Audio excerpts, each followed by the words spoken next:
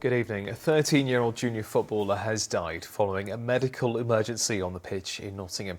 It happened at a match between FC Cavaliers and FC Rossoneri under-13s at the Forest Recreation Ground yesterday. The Nottinghamshire FA has confirmed the boy's name as Samuel Aguasi and his club has paid tribute to him. The MP for Bassett Law has publicly apologised to the Home Secretary after protesters interrupted her speech at a dinner in Nottinghamshire. Priti Patel was speaking at the Bassett Law Conservative Spring Dinner on Friday when several activists stood up and accused her Rwanda migrants policy as racist and inhumane. The Home Office says the policy will overhaul a broken asylum system.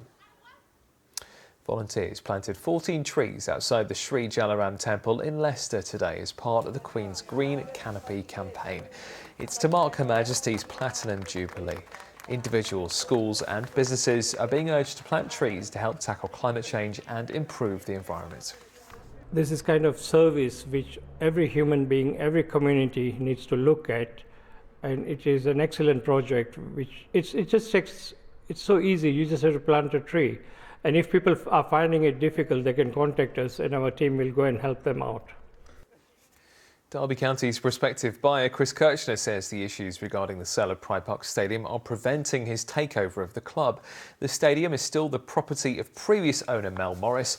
In a tweet, Kirchner also said any threats or abuse directed at Morris by fans are totally unacceptable.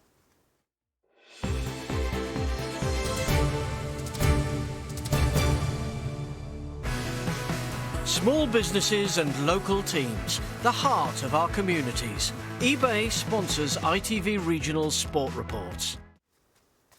Sport now, and Leicester City have lost 2-1 at home to Everton this afternoon.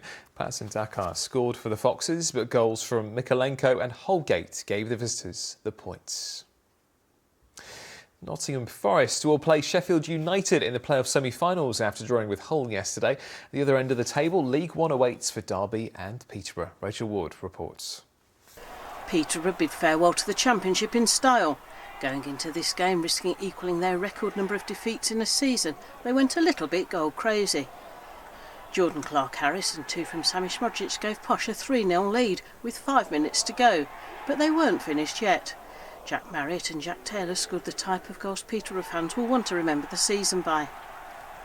It wasn't such a happy final day for Derby. Jordan Hugel scored the only goal of the game for Cardiff at Pride Park.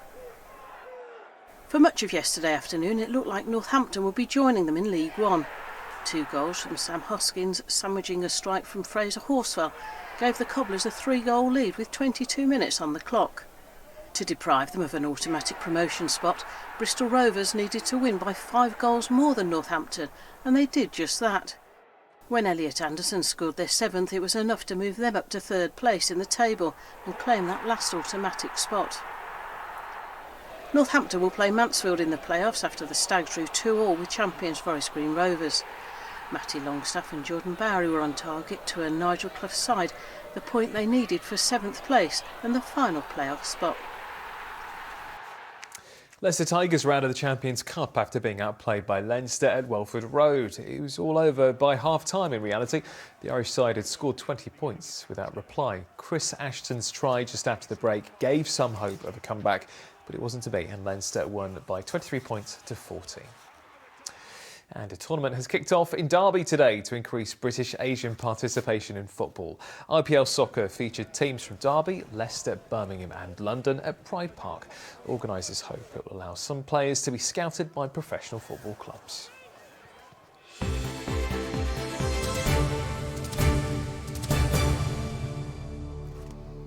Finally, a concert has taken place in Leicester in solidarity with those affected by the war in Ukraine. It took place earlier this evening at De Montfort Hall and showcased Ukrainian dance and music. 100% of ticket sales are being directly donated to help the humanitarian crisis out there. And now it's time for a look at the weather forecast. Here's James Wright.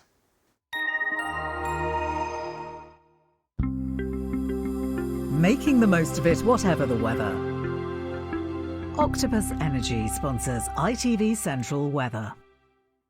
Hello there, good evening. There's plenty of sunshine around on offer today, and there should be a fair amount to come tomorrow. But there is a change afoot. We're going to see high pressure starting to move away. It's going to allow this front to move through and across us tomorrow evening. But don't be expecting too much in the way of rain. A bit disappointing by the looks of it. And as far as the evening goes, some of the fair weather cloud that's bubbled up this afternoon just melting away, and on risk of seeing a little bit of mist in one or two pockets. But essentially clear spells and clear skies across the board, and quite a cool night in one or two spots, down as low as 3 Celsius, but most towns and cities more like 6 and 7 and pretty much frost free.